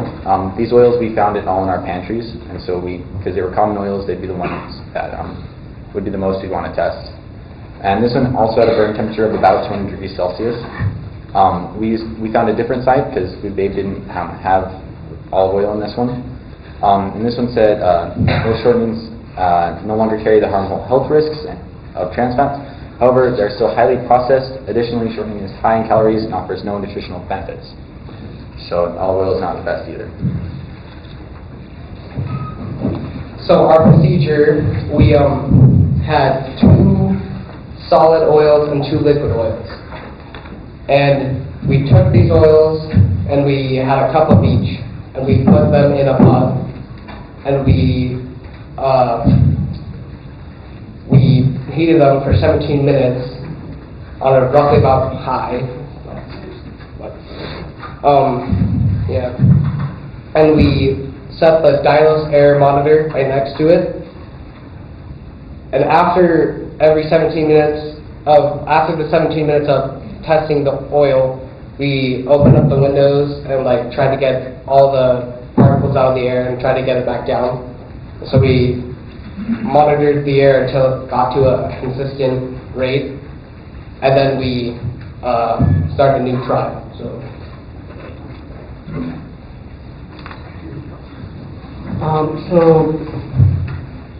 this is our graph. If you look at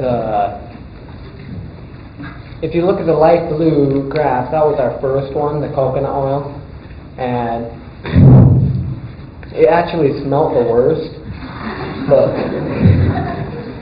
surprisingly, it was actually probably the best out of all of them.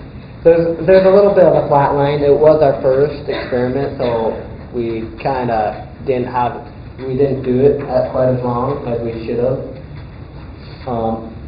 But if you see that first spike right there, that was, I guess, the stove burning something, and we turned off the stove, waited for it, cleaned up and stuff, and then we turned it back on and continued with the experiment. So yeah, there's a lot that we messed up on. So if you look at the giant spikes on the red, that's actually where we accidentally had a fire.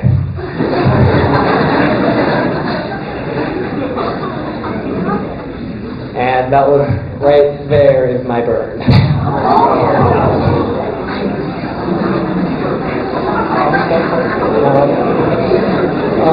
So now we'll move now we're on the average. So coconut oil was the lowest on average, then olive oil, which was the one that caught on fire, was second, then Crisco shortening was third, and the Crisco veggie oil, that was the highest.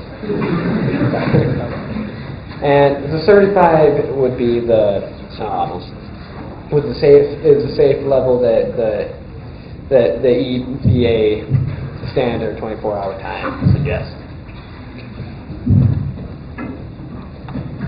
So in conclusion, we found that Crisco veggie oil is the worst one to cook with on average. The average was like the highest. And the best coconut oil was, or best oil was coconut oil. And yeah. There are a lot of things we could have done better. This is a few of them.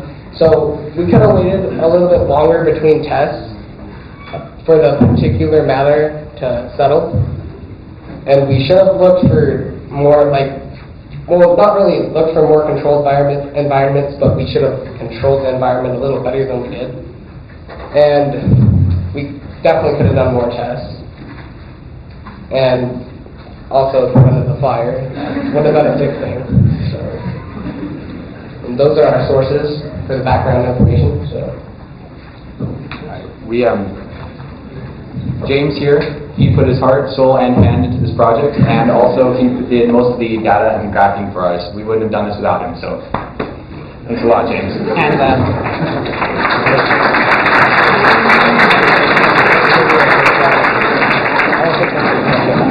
so, do you guys have any questions not related to his hand?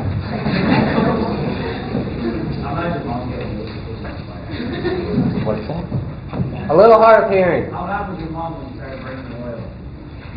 We let her know beforehand, and she stayed upstairs. Any other questions? Yes. So you mentioned that you have a negative view of GMOs. Do you feel like the GMO status of the food contributed to how much PM it emitted? I don't think so. It might have. We didn't look into that. We probably should have. There's another thing we could have done better. Could have done. Any others? Why did you choose 17 Just some of them. Here. Well, it was like with the coconut oil, as I said, it was our first experiment. It started stinking up, and there was a lot of steam that was coming from it. It was just like, yeah, it's really getting stinky, and there's a lot of stuff coming from that. Let's turn it off. Some of them took longer to burn, so 17 was our limit. Last question? Anybody? No? Okay, thank you.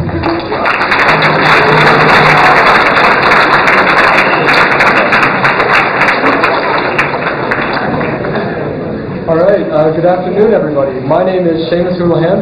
And I'm Caitlin Frank. And we are students from Miss Mattern's Advanced Biology class at ANACONDA High School, and we're going to be presenting a project that we did on the varying levels of particulate matter among varying smoke sources. So we came into this project with the question, how do particulate matter levels differ between e-cigarette products, conventional cigarettes, and incense products? And we do recognize that cigarette smoke and vape both have well-known health risks as far as secondhand exposure, and we wanted to see whether or not incense had the same kind of effect, since it's considered relatively safer. So we hypothesized that the particulate matter levels among the three products would be comparable and similar due to the known effects of them. So our procedure that we went through was first, of course, we had to acquire all of the materials. So for the vapor product that we decided to test, we used a Vaporesso switcher, 220 watt mod style vape. We used just a pack of Marlboro brand cigarettes, and we used a Luminescence brand incense stick. We also used a large inflatable grain bag for our test environment because we wanted something that wouldn't be too affected by outside sources, and so we wanted an enclosed space that we could test the air levels within. We used a fireplace bellows, which we have here with us, that we used to simulate the breathing of human lungs. Obviously, the capacity is very different in this than it would be in actual human lungs, but for the purposes of finding what the air levels in a secondhand smoke situation would be, it worked pretty well. We also used a dilose particulate matter meter and a leaf blower and a standing fan for the purposes of inflating the bag that we used and cycling the air out of it in between tests. So the first thing that we did was we inflated the bag, which we'll have pictures of that in a minute in case you're wondering what it looked like. We used a leaf blower to do that. Then we put the PM meter into the bag so that we could measure the baseline particulate matter levels within the bag. And then we introduced each of the 3 different substances into the bag. We did this in different stages. So we used the bellows to simulate a drag on the vape and the cigarette. We did the cigarette test first, and we released cigarette smoke into the bag at intervals of 30 seconds for a 5-minute span. And then we let the bag sit for, I think, 15 minutes before airing it out. And then that would allow us to see how much of the actual smoke was accumulating within the bag and affecting the particulate matter levels. So you can see our steps that we went through here. The incense, of course, we did not use the bellows for because in its normal use, it does not involve any intake of air. And so we held the incense in the hole of the bag for 5 minutes, the same amount of time that we used for the cigarette and the vape. And then once all of the tests were done, we removed the PM meter from the bag, aired it out one last time, and converted the results to a computer. This is a picture of our grain bag that we used. And so you can see where the blue duct tape is on there. That was our bag. And so we were able to open the aperture to insert the various substances into it while we were testing. And we were able to reseal it to make sure that no outside air would be introduced. You can also see pictures of the different things that we use. There's the incense stick on top, the vape juice that we used for the vape itself, Marlboro cigarettes, and our bellows, which you'll notice looks a bit different than the one that we have here because we had to seal a lot of holes on it with duct tape because it wasn't quite as airtight as we would have liked it to be. So we had to alter it. So these are some pictures that we took while we were doing it. The big picture in the middle is me airing out the bag in between tests with the large standing fan. The picture on the top right is me holding the incense stick into the hole for the test. And the picture on the bottom is Seamus holding the cigarette while we used the bellows for the cigarette test. And so these were our results.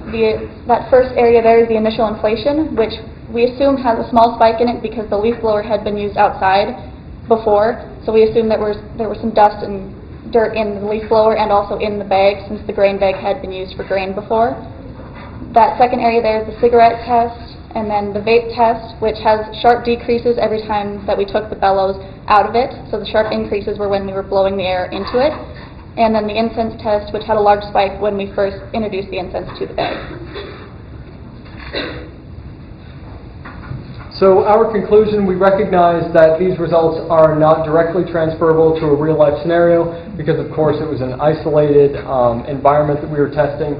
And it's not, very comparable to real life, but we believe that the ratios of the 3 substances to each other would remain relatively the same, which is what we wanted to find out coming into this test, how the incense particulate matter itself compared to the other 2 levels. So we found that the incense produced levels of particulate matter through its smoke that were similar to cigarette smoke. The vape displayed highly varied levels. As you can see, it went up and down and up and down, which suggests to us that the vapor that was released into the bag dissipated fairly quickly and clung to the sides of the bag away from the particulate matter meter. And these results show that the effects of secondhand smoke are comparable between all 3 of these substances and that they can all be harmful if you are introduced to high levels of their particulate matter over an extended amount of time. So do you have any questions for us?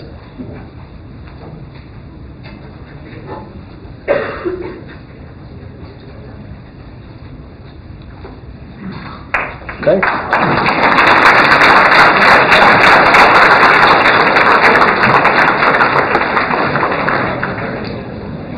Hi everyone.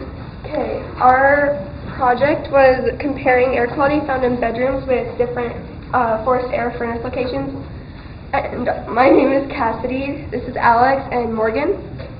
We're from Big Sky High School, we're in IB Chemistry, and our teacher is Dave Jones. Okay, so the question we asked was, does the location of forced air furnace in a home affect the air quality in a bedroom relating to particulate matter?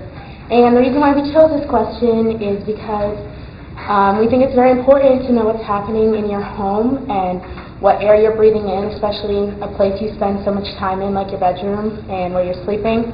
So it's good to know what you're breathing in.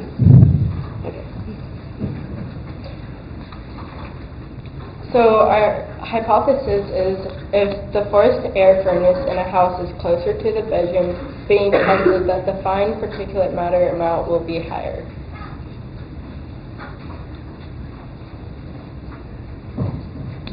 Okay, so some background information. PM 2.5 is 2.5 microns and smaller of dust, etc. Particulate matter is one of the main causes of poor air quality in the United States. And it's a health concern because it can cause lung-related diseases or even worsen them. And in 2018, Missoula's outdoor air was ranked as 12th for the being most populated with particulate matter. This was just so you could see what it would look like if you could see it, like particulate matter. Okay, so our method. So the first thing we did is we replaced the filter on the furnace so that we could start fresh because like we don't replace the filter all the time, so there's probably a lot of like extra stuff on it. And then we found a place to put the detector, and we put it like furthest away from the furnace, and then we placed it in the same spot every time so we could get the same results. And then we started collecting the data, and we let it run for 24 hours, and the residents of the home just continued their daily routine. And then the next day we just uploaded it to the computer after it ran for 24 hours, and then we did that for 2 more months. So this is household 1, and the furnace is in the bedroom, so you can see that the detector was placed furthest away from the furnace. This house, it's new, it was built in 2017. 6 people live there with 1 dog, 1 smoker in the household, and it's 4,000 square feet, so just some details you know. And this was for the first day, 2nd day, and the 3rd day. And basically, after looking at the record, you can see that there were definitely a lot of spikes, and that is when I was like in my room doing stuff at my house, just doing my normal routine, and then where it's flat, that's when I was either asleep or I wasn't in the room at that time. So you can see that. Okay, so for this, the furnace was not in the room, but it was in the room next to the bedroom, and the PM detector is all the way away from it on the opposite wall. This house was built in 2004. It has 3 people, no pets, and it's a smoke-free home, and it's 1,035 square feet. So again, we have 3 sets of data for this household, and there's the spikes for either movement, being in the room, just the normal routine activity.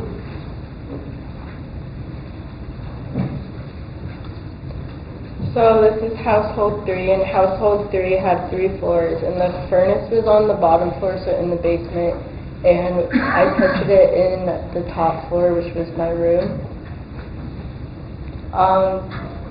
So the size is 20,633 square feet. It was built in 2006. There's 4 people, 1 dog, and still 3. This is the first set, second, third.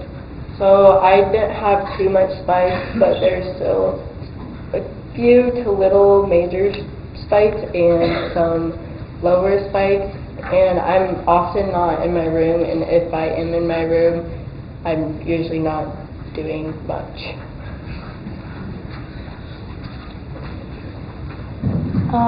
So for our averages, we took the data sets from each household, the 3 data sets, and took the average for every hour. And then we put it on the same graph so you can see the differences. So yeah, there's definitely a ton of data, so taking the averages kind of helps us see kind of what happened. Household 1 had the highest particulate matter amount per hour, and then household 2 actually had the lowest, and household 3 had like in between the lower and higher.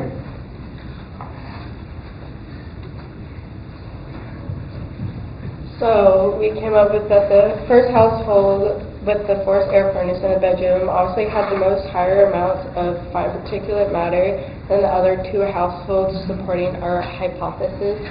Also showing, comparing the 2 lowest houses, the 3rd house is being higher than the 4th house might have been because of a new dog that came into the family, so that might have spiked some, and having a few more people in the house.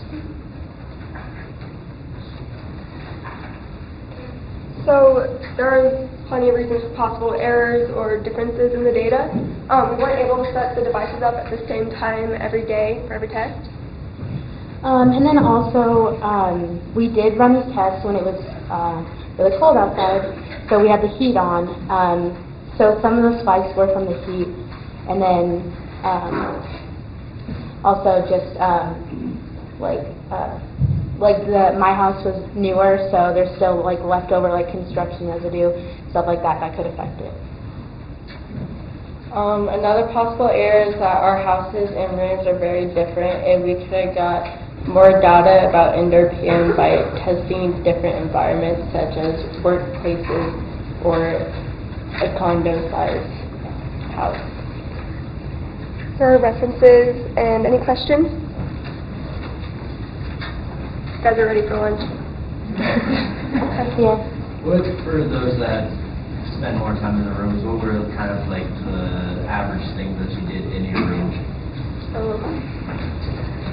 So the question was, for those who spent more time in their room, what were the things that we did in the room that could have caused activity? So maybe cleaning the bedroom, dancing, I don't know.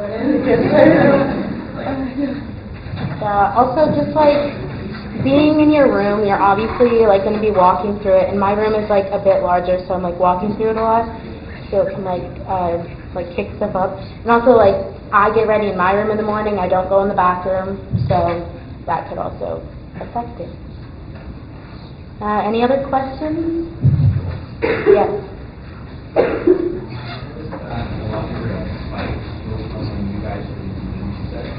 And you guys said you were monitoring the furnaces. When did Shiloh actually monitor? Well, it's monitoring the furnaces all the time, so we just had it running for 24 hours, so whenever like the heat turned on or something like that, then it just picked up everything. That's another reason for spikes in the data. And we weren't really monitoring the forced air furnace, more the relation of where the forced air furnace is to where the data taker was. No questions? Thank you.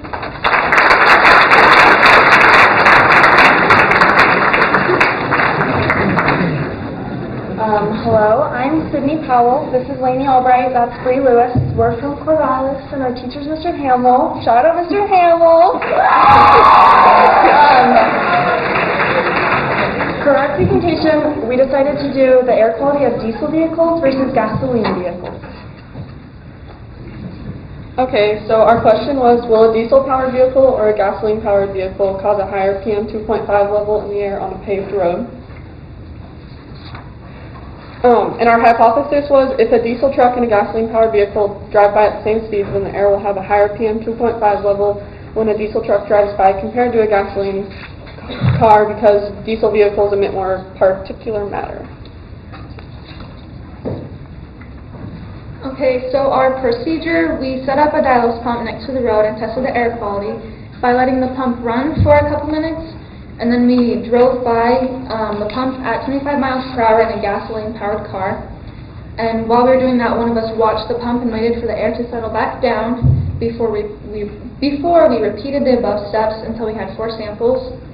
And then we let the pump test the air quality for a few more minutes while we switched vehicles to the diesel truck. And we repeated the steps 2 to 4 in a diesel truck driving by at 25 miles per hour as well. So this is our gasoline graph. The spikes are when we drove by, and we drove by 4 times. And then this is our diesel graph, and again, the spikes are just occur when we drive by, and then when we let it settle, then we go again. This is our combined graph of both the diesel and gasoline tests. And again, the spikes occurred when the vehicle passed the pump. And as you can see, the diesel spiked higher than the gasoline. So our results were that the diesel truck had a higher PM 2.5 level that was 1.6 times higher than the regular gas. The gas averaged about 4.06 micrograms per meter cubed, and the diesel averaged about 6.67 micrograms per meter cubed. So in conclusion, our data supports our hypothesis because the diesel engine created a higher PM 2.5 level than the gasoline engine according to our data collection and our graphs, and we hypothesized it was from the engine. And then some improvements or changes we could have made with it would be to collect more data samples, to get more accurate results, test on dirt roads and compare it to pavement roads, collect samples during different times of the year because of different weathers, test different types of vehicles, and wait longer in between samples to get a more accurate reading of when the air is all settled. And then, do we have any questions? So the cars weren't the vehicles weren't the same. Were they like similar weights? No, one was a car and one was a diesel truck. Unfortunately, we didn't have something to do the same, like similar weights. But yeah. The test on both vehicles, it was significantly lower. Is there a reason for that? I'm sorry. Can you repeat that? On the third test, when you go back to your graph. The first test for each one was significantly lower than the other test. Was there a reason for that? I don't know why it did that. I'm not sure. Anything else? Yeah. We let the pump run for a couple minutes before we did any like we drove by to figure out the air quality. Also, we took the average of the air quality and it was 6.4 micrograms for the day. Yeah. Was there any other traffic on the road? Nope. Yeah. Did you guys account for wind speed at all? Yes, the wind speed was 8 miles per hour that day. Anything else? All right. Thank you.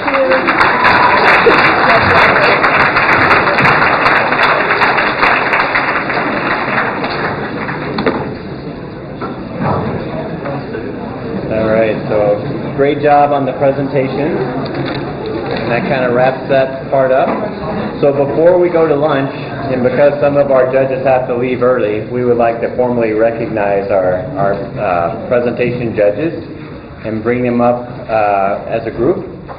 So first up, Dr. Holly Thompson, could you please come up and stand right over there?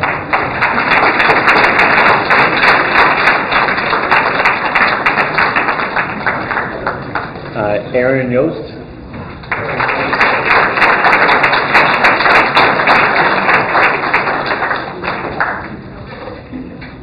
Mary French.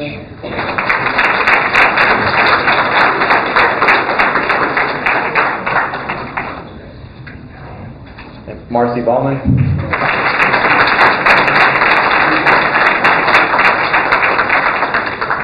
And then Ben Schmidt.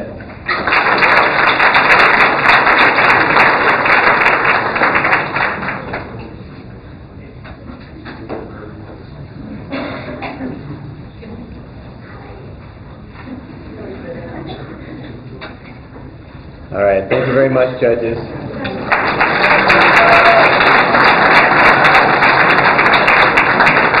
Okay, so for lunch, there's a whole bunch of Jimmy Johns out there, and it's a beautiful day. So now's the fun part. We get to give away stuff. So first of all, I'd like to introduce the teachers that participated in the program, because without them, this wouldn't happen at all.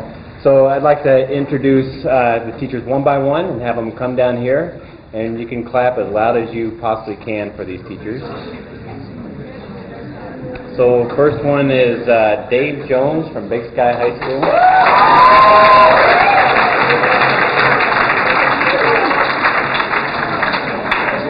And Kate Lindner from Big Sky.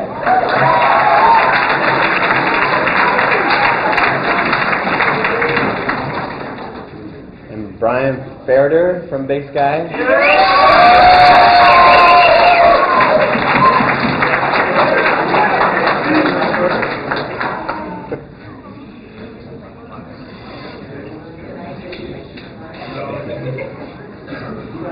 Then this guy from Corvallis, his name is Brock Hamill.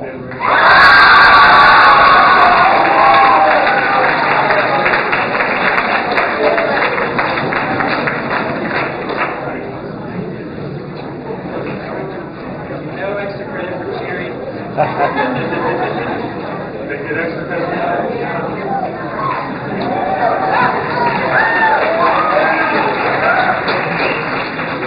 So from Helena Capital, Sarah Urban.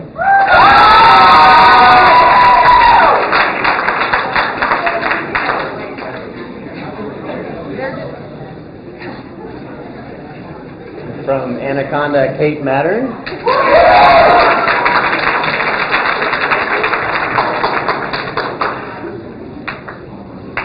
Valley Christian, Noel Glidewell.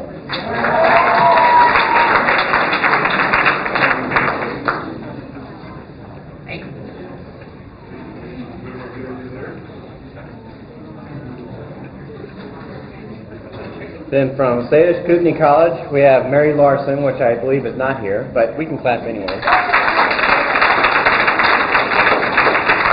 Andrea Panagakis and Taylor Schrock. Come on down, Taylor. You too, Taylor.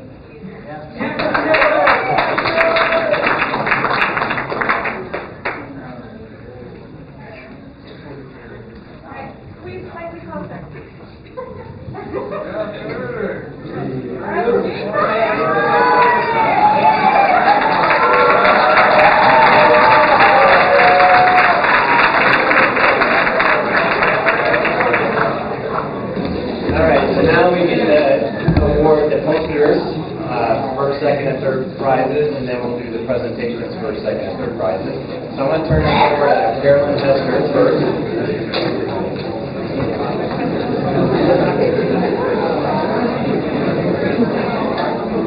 Hi there. I would like to thank the poster judges. This is Emily Weiler and Brett Taylor.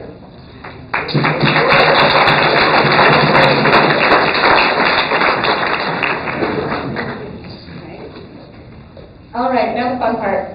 So we had a phenomenal amount of posters, some really, really wonderful ones this year. This was not an easy decision, but we have narrowed it down to the top 3. When you get called, please come up, and then I'll make sure to get a photo of you as well.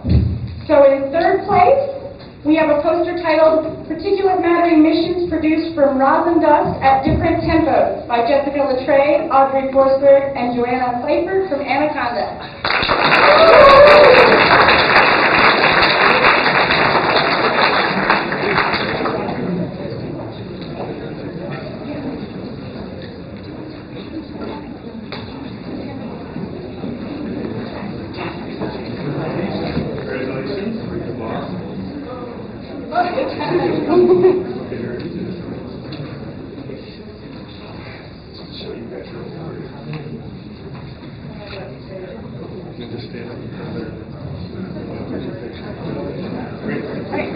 In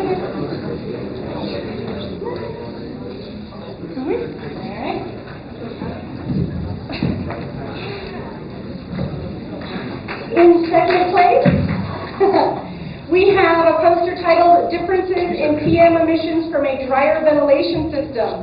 Spencer Heffernan, Taylor Hinn, Peyton Finecki, and Trenton Wolf, also from ANACONDA.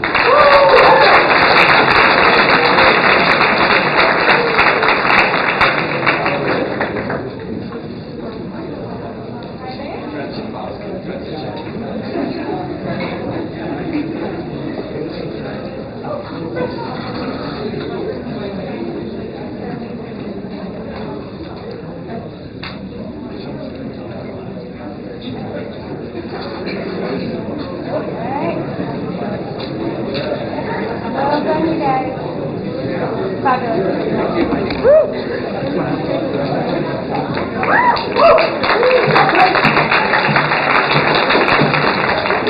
And our first place poster this year goes to a poster titled Life is a Highway. Haley Smith, Jackson Wright, Jonah DeCharm, Trevor Sorrell, and Tristan Garcia from SKC.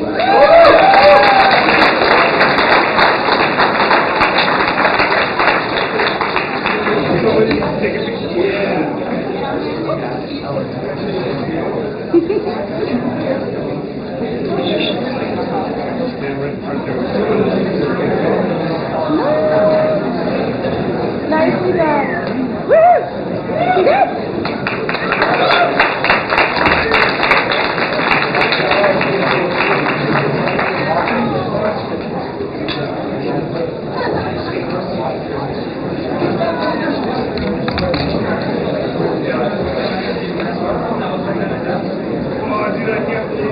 All right, last bit for the three-part rolling presentation. Number 3, from ANACONDA High School, carbon monoxide in the ANACONDA Fire Department, J.C. Jack.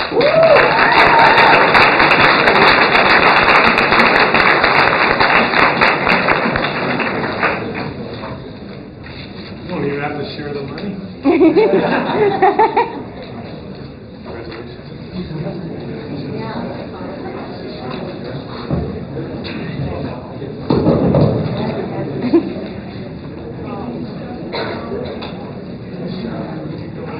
And number 2, from Corvallis High School, Airport Air Quality, Amaya Jensen.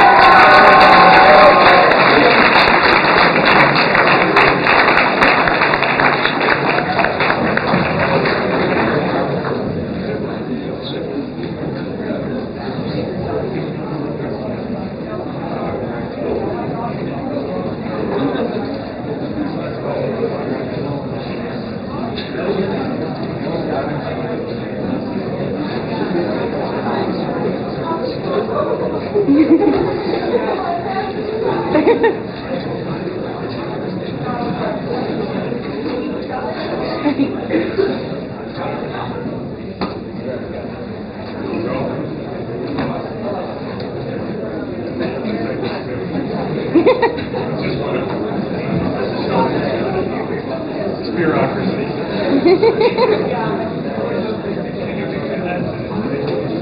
All right. Smile, ladies.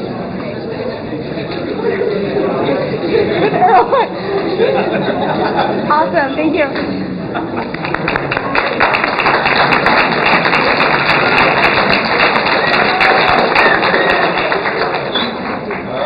Here's number 1. From ANACONDA High School, particulate matter differences among varying sources. Seamus Holohan and Caitlin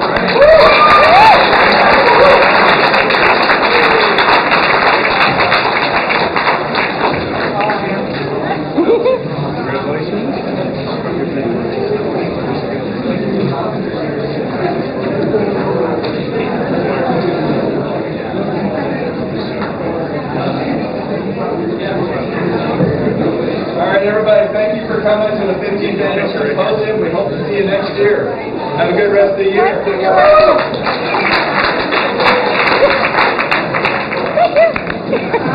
you.